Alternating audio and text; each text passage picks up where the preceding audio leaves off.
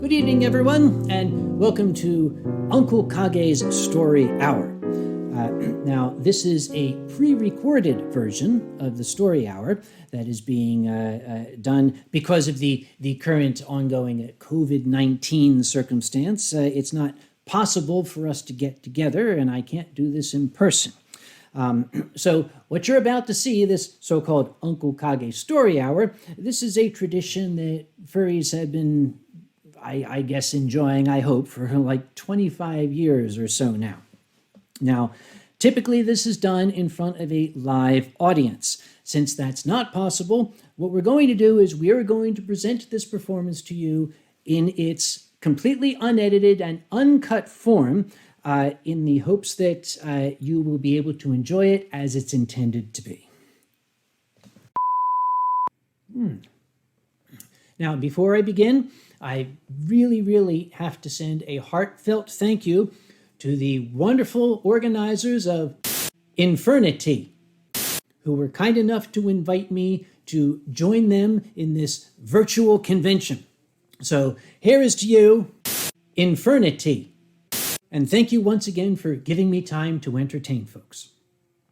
I'm sure you're all wondering what I have in my glass because it looks very much like water. It's not. This is sake. Those of you who have seen this story hour know that I often have wine, but I'm very fond of Japanese sake. This is a very clean beverage, as you can see. There's very little to it. I previously had told you, if you'd watched my performances, that sake is such a clean beverage that it really can't give you a hangover, and it doesn't have a high enough alcohol content so that you would have what us professional drunks call a lost evening. Excuse me. I am a scientist. As you can see by the way I dress, this isn't just a costume. This is what I wear at work. Even scientists are known to be wrong now and then. I received new evidence about sake, shall we say, at a recent convention that was in, of all places, Malaysia, and that was Furum. Oh, it was a lovely time. I loved it out there. One of the things I liked best was at the bar, they had dozens of bottles of sake, and it all looked very good. Now, I was joined there by Fox Amore, one of furry fandom's greatest musicians and a dear friend of mine. Let's drink to Fox Amore. We'll be doing a lot of this during this performance, by the way. Well, Fox and I sat down at the bar, and the barman, his English was okay, a heck of a lot better than my Malay. Now, I was able to point that I'd like the sake down there, please. So he started bringing it, and Fox and I were enjoying it. And we enjoyed it a lot. Boy, did we enjoy it. The next morning, we had breakfast together, and both of us were sitting rather quietly, sort of poking at our food and glancing up at each other, almost a little embarrassed. There was something both of us wanted to say, but neither of us really wanted to broach the subject. And I think it was Fox who said it first. He said, "Do you remember last night?" And I said, "Parts of it." He said, "Do you remember if we paid our bar bill?" And I said, "Frankly, no, I don't remember." And he said, "Well, we should find out." I said, well, go ahead. He said, well, I was kind of hoping you would ask. You're the great communicator here. I'm just a musician. Well, we kind of argued back and forth, but not too much because our heads were pounding. So we both decided to go together. And we couldn't tell if the gentleman at the bar was the same one who'd been there the night before because our memory was a little bit fuzzy.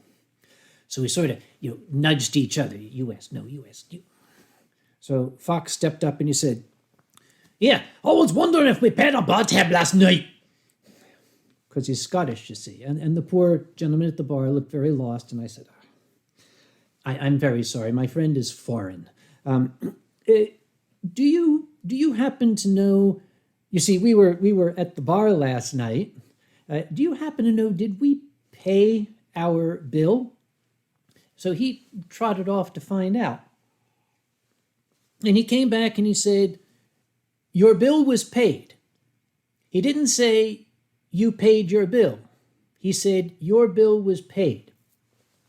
So we thanked him, and we were very, very relieved. We would have felt awful if we'd stiffed the bar. That's an awful thing to do. So that evening, we wanted some more. So we were sitting down. We were having dinner, actually, sitting by the windows, looking out at the magnificent scenery. And a waiter came over, and I said, excuse me, do you have sake for me? And he looked confused. I said, sake. And he shook his head a little. I said, Japanese sake. Sake. And he said, no. And he walked away. I looked at Fox and I said, I don't think he understood me. So we waited, and when he came back, I said, are you sure? It's under there. There's a bunch of bottles. Japanese sake. He said, no. All right. So as we were having our dinner, a waitress came by, and I stopped her. I said, excuse me, miss, do you have any sake? And she said, sake? Yes. And she trotted off, and she came back with a bottle of sake and glasses. And I felt a little bit put out, but I chalked it up to that maybe this poor fellow just didn't understand my very, very heavy American accent. It was later on, after the convention, as a matter of fact, that somebody told me that particular waiter had been on duty at the bar the previous evening, and he remembered us, and he very much did not want us to have any sake. So despite that, I really hope to be invited back to Ferrum. If you guys are watching, I really do want to be invited back. But as fun as Ferrum was, in the course of a month, I was in Asia twice. First in Malaysia for Ferrum, and then just a short time after, kind of a dream come true. I was invited to be guest of honor at JMOF, that's Japan Meeting of Furries. And I've always kind of admired it from afar and always thought, boy, I'd really love to go sometime. So I was terribly excited. My Japanese is absolutely piss poor. It probably is offensive to them when I try to speak it, but I'm American, you can get away with a lot of things overseas just by saying, hey, I'm American. Sorry, it's how we are. They provided me with a very, very fine young man named Sasha-san as a translator. He did a fantastic job. Very, very patient fellow. He not only translated for me, he kind of was something of a guardian angel, too, to make sure I didn't get into too much trouble. And I was very, very glad of that because JMOF, naturally, is in Japan. And Japan is the land of sake. Now, as much as I liked Ferrum and the sake they had, JMOF had their own sake. This is a bottle, an empty bottle, of Jamoff vintage sake. There's a sake brewery right in the town that makes a special sake just for the convention. Now, those who have seen my performances when I talk about sake know that I'm always going on about how long the sake's been in the bottle. It should not have been in the bottle more than 1 year, I say. You should try to get it if it's been in like 4 or 5 months. This stuff had been in the bottle a day. It was spectacular. And not only this, one of the highlights of the convention, at least for me, was a sake tasting. They invited people to bring in the best sake from that person's home prefecture in Japan. And people can go around and taste it. There were 80 different sakes. And go around and taste it, I sure did. Now, do you remember the lesson that I learned in Malaysia? I didn't, not that night. I am very, very grateful that the Japanese are an extremely kind and very, very polite people, because they have kept to themselves a small video clip that I was shown of 2 police officers holding on to me, trying to drag me out of that room, and me screaming and crying, no, I want to live here, I want to live here. And poor Sasha trying to explain to them, it's okay, he's American. So Sasha, if you're watching, I'm really sorry about that. Despite that, I really want to be invited back to Jamoff. We got to get past this damnable pandemic first, though. In case you didn't know, if you're seeing me for the first time, I am the chairman of Anthrocon. We are one of the oldest and currently the second largest furry convention in the world, and we typically take place in the city of Pittsburgh in Pennsylvania in the USA. We didn't this year, along with many of our colleagues. We did have to postpone the convention because it simply is not safe. And that's a shame on many levels, but particularly because it's often at Anthrocon that I get some of my best stories to tell. And it's been kind of boring since then. But when in doubt, a storyteller can always resort to some of the older tales. Maybe there's somebody out there who hasn't heard them before. If you have heard them, take this moment, go get a drink of your own, take a pee break, something like that. Oh, and sometimes my stories do feature language that might be a little above the rating of the specific convention that is I'm attending. So put your fingers in your ears if you don't like that sort of thing. I have long been a proponent of treating guests of honor at a convention as royally as possible. That comes about because of my own experiences. I had been guest of honor at a number of conventions even before I became involved with Anthrocon. And it was an eye-opening experience, shall we say. Prior to that, most conventions were still operating off of the same modus operandum that science fiction conventions had been operating under since time immemorial. And one of those typical features was that the guest of honor would be picked up at the airport by what I came to call the fan with the van. There really wouldn't be a plan. Who's going to go get the guest? Well, I got my car. Okay, you go get the guest.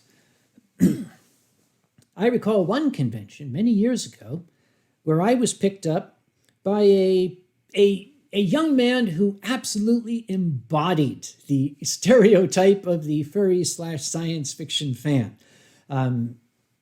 Just think, stereotype, that was who picked me up. Wonderful man, but wow, dude. So we were walking out of the airport, and we walked up to this big black Cadillac. And I looked at that and I said, ooh, wow.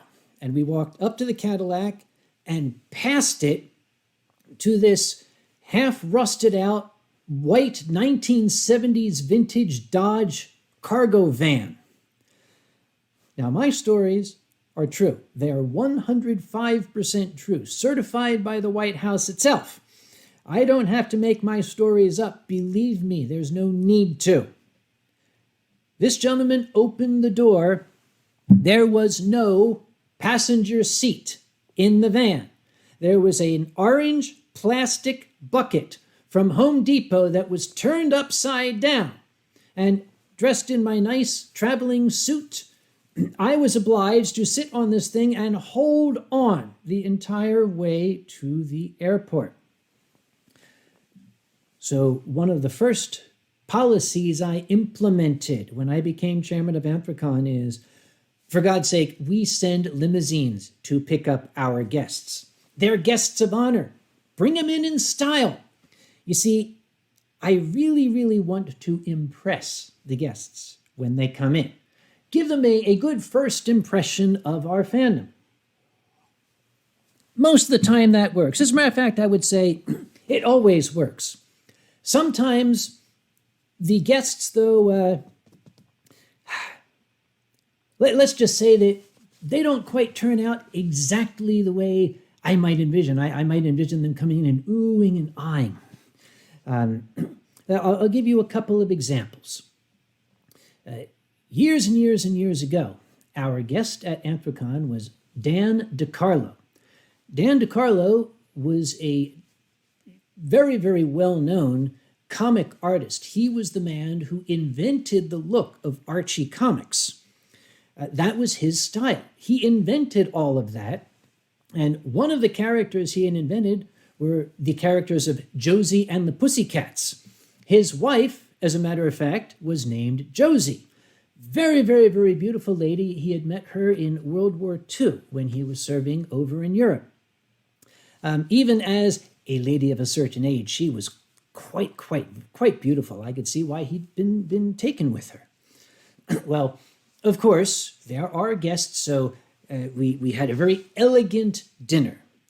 And we're all sitting at a nice long table, and I'm sitting at the head of the table, and I'm trying very hard to impress. Yes, this is Anthrocon. Kindly note the very large table we have in this amazing room. Oh, and this incredible hotel. Yes, the Admiral's Mark Hotel, enormous. More space than we could ever possibly need, let me tell you. It says, please notice how impressive I am. And I was going on and going on and going on, and Dan was sitting very quietly and not saying anything. Seated across from him was our programming director, Susan Deere, herself a very, very attractive blonde lady. And at one point, when I stopped to take a sip of my drink, Dan looked over and looked in Susan's eyes and said, "What kind of a drunk do you make?" And I almost spat my wine all over the table. And Sue was very flustered, and she, well, you would have to get me drunk to find out. And Dan said, "Waiter, another bottle of wine." And my jaw was hanging in my lap, and Josie giggled, and she leaned to me and she said, "Oh, that is Dan. He loves the ladies. Always when we go out, we go dancing. He always gives me the pinch on the derriere." And I thought, okay. You see, here I thought, grand old gentleman, probably very staid and all that. I was not aware of what he used to do before Archie Comics picked up on him. Well, I have an example here. Here is a book of his art, Dan DeCarlo, the pin-up art of Dan DeCarlo. I'll just give you a quick... Dan was what folks of my parents' generation used to refer to as a horn dog. And nobody told me that, but I know it now. One of the finest guests I think we had, pardon me while I refresh my glass, which is getting dangerously low, was a very, very well-known voice actor here in the U.S. Named Charlie Adler. Very personable fellow. But again, as you know, he is one of the great voice actors, one of the giants of the industry. He's been in just about everything. So I was trying very hard, once again, to be impressive. Here we are at the nice, elegant dinner, and maybe I should have had Dan on the back of my mind, because we were all dressed, you know, I'm in my best suit. Chiaroscuro, who at the time was, I believe, the registration director at that point, he is in the culinary arts as a profession, so he wears a chef outfit. As I wear a lab coat, he wears his chef coat and his chef hat. And we sat down and we put in our drink order. And I was getting ready to make introductions when Charlie decided to take over that role himself. He said, "Okay, who are all you people? You, chef bitch, what's your story?" And once again, I almost spat my drink out. And Caro smiled, kept it to the other and said, "Well, I'm a chef and I work at this very, nice, elegant restaurant, and I've been a chef for this many years, and I do this at Anthrocon." And Charlie said, "You're a fucking idiot. How about you?" And pointed to the next guy along. And the same thing. "Oh, I'm in, this business, and I do this for a living." Yeah, you're a fucking idiot too. How about you?" He pointed to Giza. Giza was operations director at the time. And Giza said, "Well, I work for Comcast, which is a not very well-loved cable company, if you're not familiar." Charlie jumped up out of his chair, ran over, and started choking Giza. Playfully, I hope. He sat back down, looked at Giza, and said, "You're really a fucking idiot." And we went all the way around the table and finally got to me and said, "Okay, what's your story?" I said, "Well, I have a doctorate in chemistry from Dartmouth, and I've been a professional scientist for 28 years. And he said, "Oh, you're a fucking idiot." I have adored the man ever since. He is absolutely spectacular. When you run a convention, there are many things to take into account, many things you need to learn.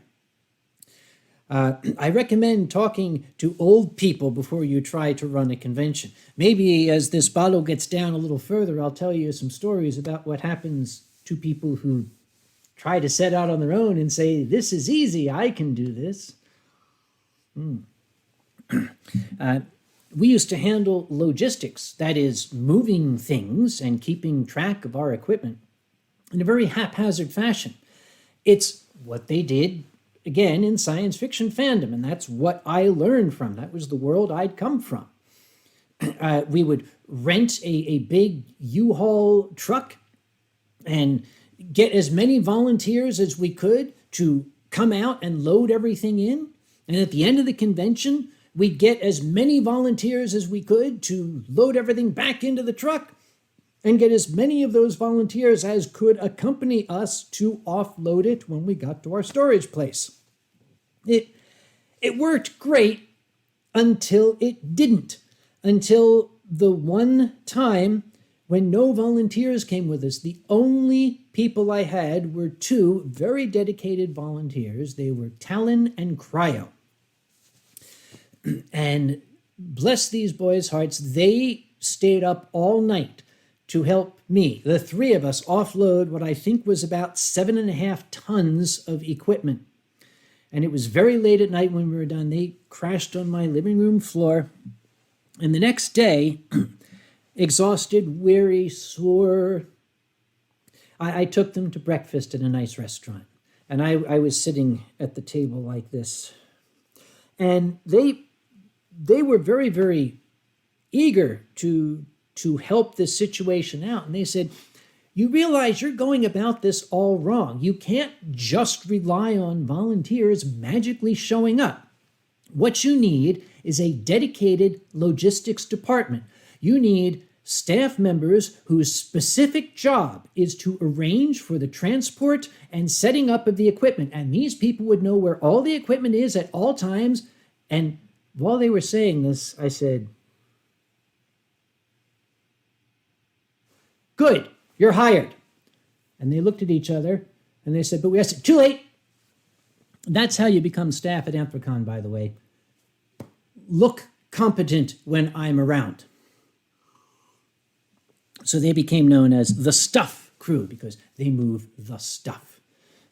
One year, as we got larger and larger, the convention that is, as we got larger and larger, we got more and more equipment. And we had a storage facility outside of Pittsburgh. And it was getting more and more challenging to transport everything. The storage facility has a loading dock. So we thought we'll put everything on pallets because they have the pallet jacks at the storage facility. And we'll get a truck that is dock height. We'll back the truck up to the dock and just roll everything onto it. Great idea on paper. So I asked for a truck that was dock height. I even specifically said, I need a truck that is dock height. And he said, yes, absolutely. But I forgot to ask this guy, how high is your dock? Because when we got there, we found out that the level of the truck was about this far down from the loading dock. So these poor fellows had to drag all of this palleted equipment out to the dock, then break down the pallets, unload everything, hand it down into the truck, and put it back on pallets inside. They were not pleased. So I immediately went to the office of the storage facility, in fact, and I got on the phone to our industrial supply warehouse, and I ordered a forklift, an electric-powered, giant, battery-operated forklift. And it arrived before the convention was done. So they could lift things out of the truck and then lift them up on top of each. Oh, yeah. Talon was absolutely in love. We named the forklift Klaus. And Klaus was our darling. Talon loved Klaus. The two were inseparable. Well, that was years ago. As we continued to grow, we couldn't just rent a single truck anymore. So we started to bring in a professional truck driver with a full-size tractor trailer, which is dock height. And we could now just roll everything directly on to the trailer. Klaus increasingly sat unused and his battery started to go. And we really tried to put off the decision as long as we could, but eventually we really didn't have a choice. Klaus, he had to be disconnected. Don't tell Talon. I told Talon that we took Klaus to a farm in upstate New York where he could play with all the other forklifts all day long in the sun. So as long as he believes that, it's okay. Let's keep that between ourselves. I mentioned how difficult it can be to run a convention. If you want to see an example of a fine convention in operation, Eurofurence is probably one of the best run out there, at least to look at. If you see what's going on behind the scenes, it's a little bit more chaotic, but they do a spectacular job. I've been to Eurofurence every year for the past a hell of a long time. Good heavens, it might be coming up on 20 years that I've been going to Eurofurence. But they just get better every year. They're now in the largest convention hotel in Germany. In ages past, though, they were smaller, and they would have as their venue youth hostels. And that was kind of charming because youth hostels are kind of a very rustic sort of existence.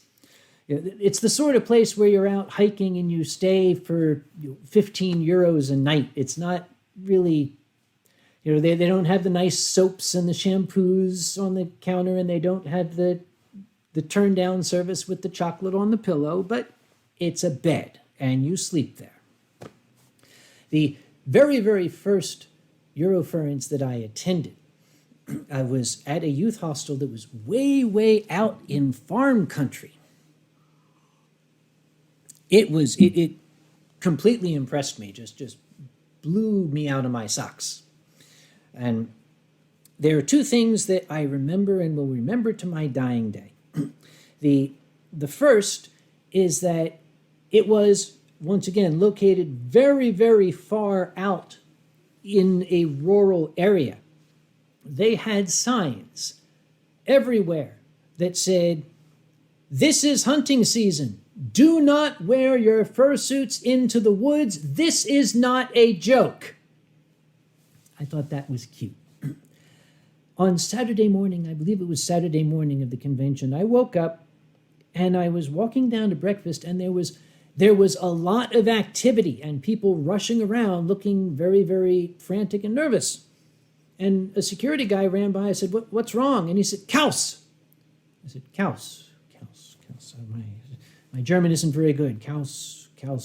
Kauskinski?" He said, No, Kaus, moo, moo, moo. And he ran off. And I followed him. Apparently, there was a dairy farm next door to this youth hostel, and a curious furry, I guess, had been wandering around, had opened the gate, and for whatever reason neglected to close it again. And there were cows running all around through the youth hostel, and the Germans had to suddenly turn into American cowboys. It was adorable, really.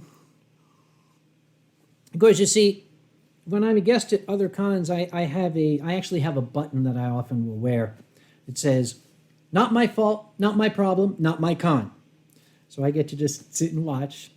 The chairman of Eurofurence, I think, he holds the record for having to make the announcement that no chairman thinks he ever has to make.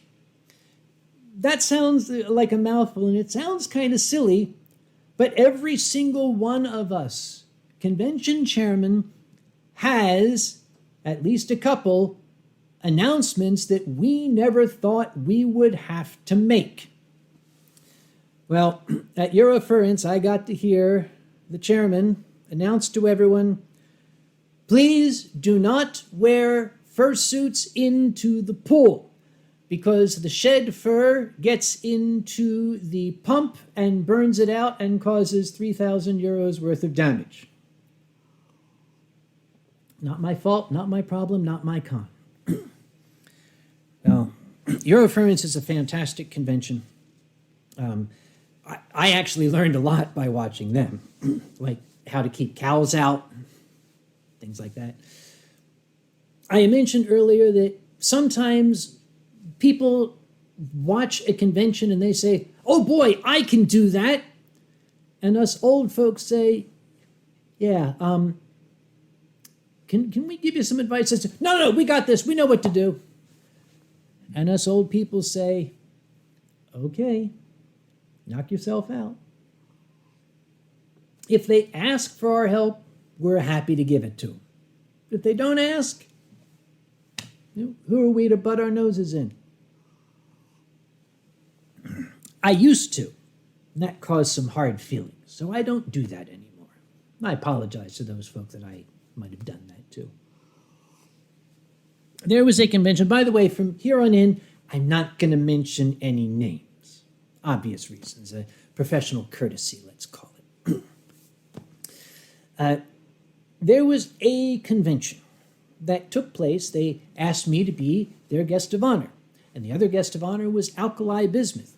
Alkali is a spectacular entertainer, absolutely magnificent man, and a very close friend of mine. Look at Uncle Kage dropping names again. But I love performing with Alkali, so I was quite excited about this. The convention location was a little bit unusual. Typically, it's in a hotel or a youth hostel, or something that's located at least in a city or close to civilization. And if you're not going to be in civilization, you can be all the way out in the wilderness, like Eurofurence was that year with the cows. This was located in the middle of an industrial park. It was a hotel that had a separate building which served as the convention center. And that building had 2 large rooms and a few very small function rooms. Well, the very first thing that I noticed when I arrived was a big sign on the door of the hotel. Couldn't miss it. It was a huge sign, took up half the door, that said, "No outside food or beverages permitted in the hotel." Well, I can kind of understand that if the hotel has a restaurant and a bar. This hotel had neither. It didn't have a restaurant, didn't have a bar, but by God, they were not going to let you bring food into their hotel. I don't know, maybe they had a cockroach problem. But there was also no place really to eat within close walking distance. The closest thing, about a mile and a half, 2 kilometers or so away, was a little sandwich restaurant. Arby's, I believe it was. Well, what resulted was it had its own sort of charm. People needed food, but they weren't allowed to bring food into the hotel, and there was a similar sign on the door of the conference center, "No outside food or drink allowed." So the parking lot turned into a big picnic area.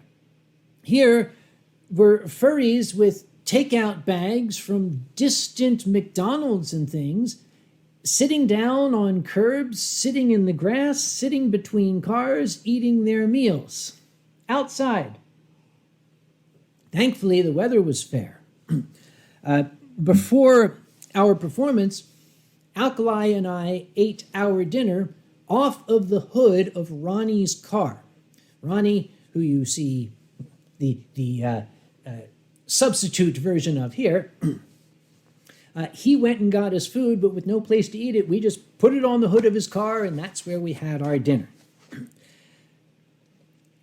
We had a performance together, Alkali and I, on Saturday night of the convention.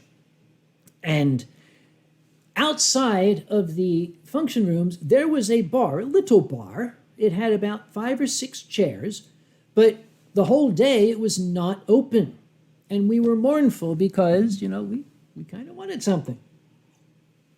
We came out of our performance, and there was a hotel person behind the bar doing things. We said, "Oh boy, oh boy." So we ran, we sat down on 2 of the bar stools, and we're sitting there, "Oh boy, we're going to get booze, booze, booze, booze." And we're all eager, and we're sitting, and we're just waiting very, very politely, very patiently. And 5 or 6 minutes went by, and the hotel person walked over and said, "Would you guys move along, please?" "Oh, sorry." So we kind of slid off the bar stools and went outside. We got outside, we looked at each other and said, "Wait a minute. That wasn't very nice at all." Well, that kind of irked me. I was checking out the next morning, and it bothered me all night long. I'm not used to being treated that way, even at sleazy hotels, like this one. So when I got ready to check out, I went down to the front desk. Now, when I travel, I dress to the nines. I wear a complete suit, often with a bowler hat, or if it's summertime, a straw hat, because a gentleman should always travel with a hat. And there was a young zombie at the counter, and I paid my bill, and I said, "Incidentally, miss, I'd like to have a word with the MOD." And she stared at me blankly. I said, "The MOD." And she continued to stare blankly, and I said, "I'd like to speak to the manager on duty." And she said, "Oh, I don't think we have one." I said, "Actually, I'm fairly certain you do, miss. Somebody here must be in charge." And she thought for a minute, and she said, "Oh, that's Chris." I said, "Ah, good, Chris. Can I speak to Chris?" And she said, "I don't know where he is." I said, "Okay. Do you think you could find out? It's really rather important to me that I speak to your manager." So she went back and she got on a radio, was mumbling on the radio. And while she was doing that, I was starting to rehearse. As soon as the manager showed up, Chris, is Chris a man or a woman? Okay. Doesn't matter, I shall be respectful either way, of course. Excuse me, I would like to let you know how one of your guests was treated last night at the bar. One of your guests. I was looking at my reflection. One of your guests, yes, do a little tie thing. Okay, got it. Okay, one of your guests was treated. Yes, I'm ready. Well, she came back and said, "Chris is on his way." I said, "Okay, good." When you're drumming my fingers on the counter. Well, Chris finally walked out from the back office. The same fellow from the bar the previous night. And I looked at him, and he looked at me, and he said, "Yeah?" And I said, "Is the bar open?" He said, "No." I said, "Oh, sorry, bye," and walked away. I'm pretty sure that convention invited me back the next year, but I think I was busy that weekend.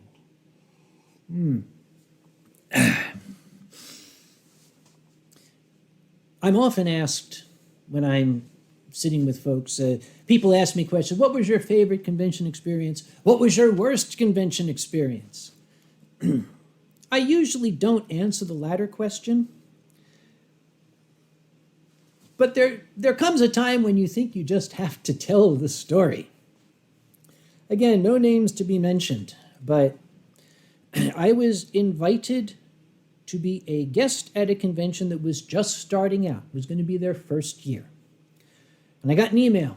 "It is our first year. Would you be our guest of honor?" And I was very flattered. That's very humbling. Yes, I am happy to accept. Thank you very much. I'm very flattered.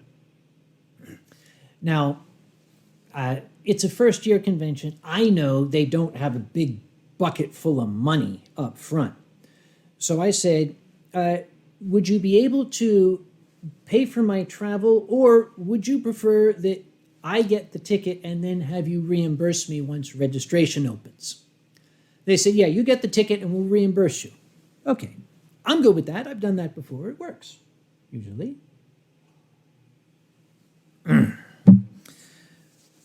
Well, a month went by, and then 2. And I sent a note saying, "Okay, I see your registration is open. I see you advertising. Here's how much I paid for my plane ticket. I got the cheapest one. I'm not going to travel very, very high class on your dime here. I kept it frugal." I didn't get an answer. Another sorry, let's try that again. Another month went by, and I sent another email. "Okay, anytime you want to send that reimbursement, because I use my credit card and I kind of would like to pay that." They don't pay scientists like they used to. Believe me, we ain't made of money. And if we were made of money, I wouldn't be living in a place like this, right? So yet another month went by, and I sent another email. "Guys, we really should be talking about that reimbursement now for my travel expenses." Now, I mentioned before, that, I have a doctorate in science. That should mean I'm smart, right? Don't you think that I would have been smart enough to have looked at their web page before I said yes? I was too busy being flattered that they wanted me to be their guest of honor at their first year. Oh, how flattering. I looked at their web page. They had 6 guests of honor listed. Anthrocon can only afford a maximum of 3, and I have an operating budget of almost $1 million. This first-year convention had invited 6 guests, and I wasn't listed among them. Here I had a plane ticket to this city. We got to within 4 weeks of the convention, and I sent an email to the organizer saying, okay, listen, I haven't seen any reimbursement. Nobody's contacted me about a hotel room. Nobody's contacted me about any programming that you want me to do. I'm not even listed on your web page. Are you sure you still want to do this? The answer came back. A single word. Yes. That was all it said. Yes. And that was the end of the email. So I said, oh, this is going to be good. If nothing else, I'll probably get a story out of it. I got to the convention, and I checked into my room. Fortunately, I had a room. And when I checked in, I said, I want to make sure I'm very clear that this room has been paid for, hasn't it? And they said, yes, we have it on the master account. We need a credit card for incidentals. So I gave him my credit card. I said, I want a note that this card is for incidentals only. I went to sleep. And I woke up the next day, and I was going to go down to the operations office, Con Ops, we call it. And I had printed out my receipt from the airline. And as before, I had spent much of the morning rehearsing what I was going to do. I was going to walk into Con Ops, and I'd like to speak to the chairman, please. Oh, you're the chairman. Yes, Mr. Yes, okay. I would like to discuss this with you. And again, in front of the mirror, holding the paper, I'd like to discuss this. I'd like to discuss this with you. Discuss. Yes, that emphasis. Discuss. I'd like to discuss this with you. Yeah, got it. I went downstairs, and I'm walking down the stairs. Discuss this. Yeah. And I walked in. It was a small function room. Big double doors. They were standing open, and there were desks inside, and not a single living human being. The room was devoid of life, which was a little odd for that late in the morning on a Saturday of a convention. No one was in there. And on a back table was a giant pile of money. And my first thought was, well, there's my reimbursement. But that money was sitting next to a large glass bowl that had the word charity written on it. All right, there is one holy rule. There is one rule that cannot be broken at all. The charity money doesn't get touched. That is a tradition going back to the beginning of our fandom. I ain't going near that money. And I hope nobody else is too. And I stood there, staring at this huge pile of cash, realizing nobody was watching it. So my convention chairman, kind of instincts kicked in. I sat down at a desk, and I ran their damned operations for them for the next half hour, 45 minutes, however long it took for people to show up. People would come in and ask me questions. I'd say, I don't know. Just don't go near that money. You're not getting past me. Finally, the chairman came in, and some operations people came in to relieve me. And I stood up, and I pulled the receipt out of my pocket. Okay. So I went up to the chair guy and I said, "Hi." Oh, good. What did I rehearse? And I forgot my lines. So I kind of had to ad-lib it. I said, this is the receipt for my airfare. And he grabbed it and said, "Oh, thanks," and turned and walked away from me. And I stood there. "Yes, I'd like to discuss it with you."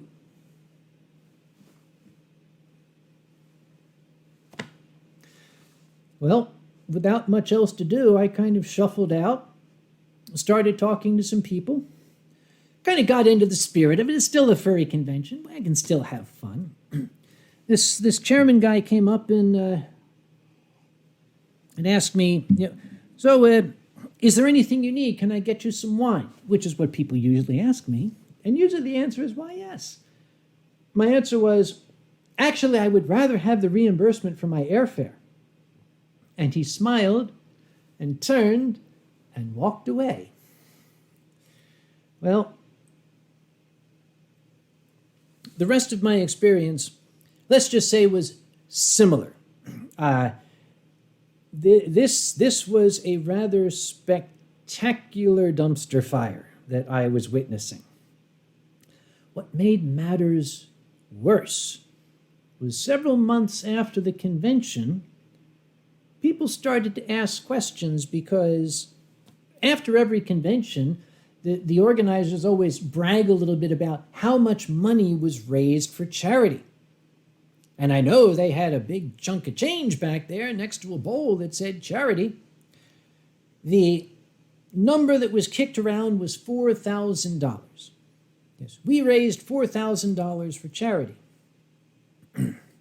So people started to say, "Could you show us a receipt indicating that the money that we gave to you for the charity got to the charity?" The response from the chairman was to shut down the convention's website, delete all of its social media, and go into hiding. I have been in touch with the charity, and I can confirm that they never received any of that money. So at this point, the story enters a new phase. The unwritten phase, shall we say. I really can't say too much more. We have to wait till the rest of the story's been finished. But when it's finished, I suspect I'll enjoy telling it. What is my role in all of this? I'm just doing what I feel is necessary for the honor of furry fandom. And if you remember the story of Doug O, then you know that I'm not about to let this lie. But I'm running a little short on time. Short on time, if not short on sake. There's a story that I told many, many years ago, and I haven't told it for a while. I thought I'd bring it back up.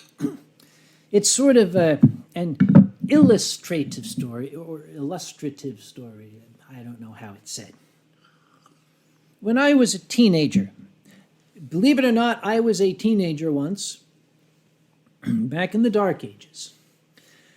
There was a shopping center near my house, and myself and my sadly late friend Neil, when you get to be my age, you start saying that more often.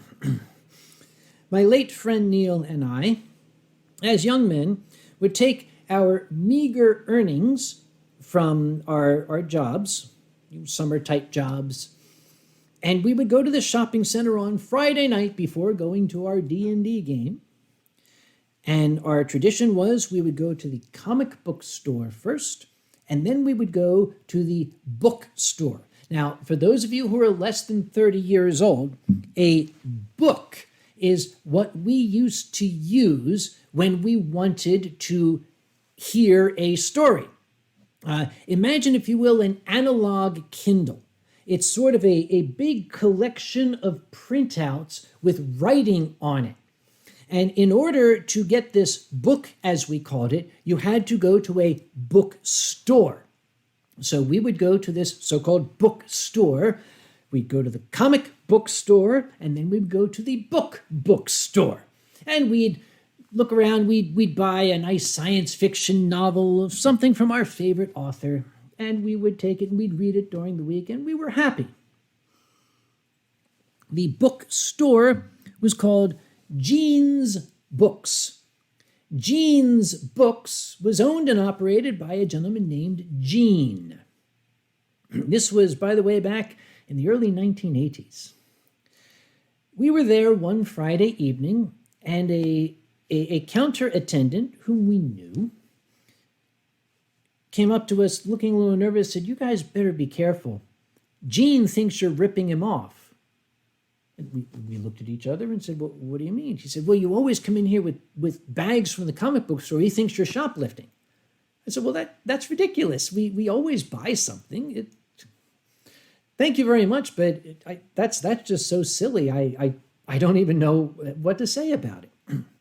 So I thanked her, and we went back to our shopping. Not very long afterward, Gene walked up to me, and he said, "Can I see what's in that bag?" That was the bag I had from the comic book store. And I said, "This bag?" He said, "Yes." I said, "May I ask why?" He said, "No reason. I just want to see what's in it." I said, "Okay. That lady has a bag. Are you going to ask to see what's in her bag too?" He said, "No, just yours." I said, "Very well." And I showed him inside the bag. I turned around and I said, "Neil, we're leaving." We put down the books that we had selected, and we turned and we walked out of Gene's Books, and we did not go back. That was in 1981 or 82, something like that. Years later, maybe 20 years later, that shopping mall had grown. It had exploded in size. It was huge, mega mall now. But Gene's Books was still there. And I had a visitor from afar. And the person wanted to see a shopping center, an American shopping center. So okay, we'll go to this one. And as I was showing my friend around, I saw that sign. I said, "Oh, it's still here." And I said to my friend, "You see there? That is Gene's Books." And standing very close by was an elderly gentleman who overheard that, and he said, "Oh my, yes, that's the finest bookstore on the East Coast." And I turned and I said, "Oh, sir, I beg to differ." And he said, "What?" And I said, "Let me tell you a story." Now, it's a funny thing when I tell stories. For some reason, crowds start to form, and a crowd did. And it got bigger and bigger as I stood there and started telling about this monstrous fellow, how could this person do this to, good, honest customers? We had been loyal customers of him, and this fellow, this Gene, had come up and accused us when we were, and oh, what a terrible fellow he is, and that's why you would never see me set foot in that establishment. The place is cursed, and absolutely will never see my business again, and it can rot in hell for treating customers that way. Thank you very much. And I grabbed my friend's hand, and I said, "Quick, we have to go." And I dragged her away, and I was giggling. And she said, "What are you giggling about?" I said, "Did you see the look on that guy's face?" She said, "Yeah, what of it?" I said, "That was Gene." That felt good.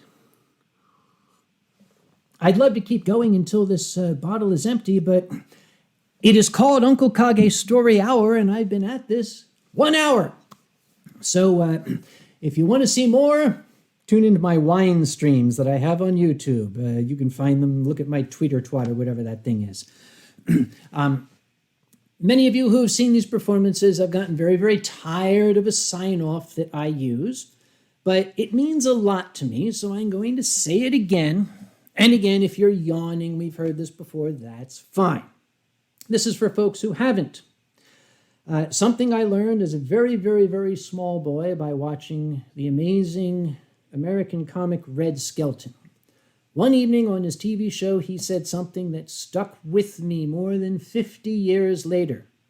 He said, "If someday you're not feeling well, you should remember some little thing that I've said or done here tonight. And if it brings a smile to your face and a chuckle to your heart, then my purpose as a clown has been fulfilled." And I very much hope that my purpose as a clown has been fulfilled this evening. Good night and God bless.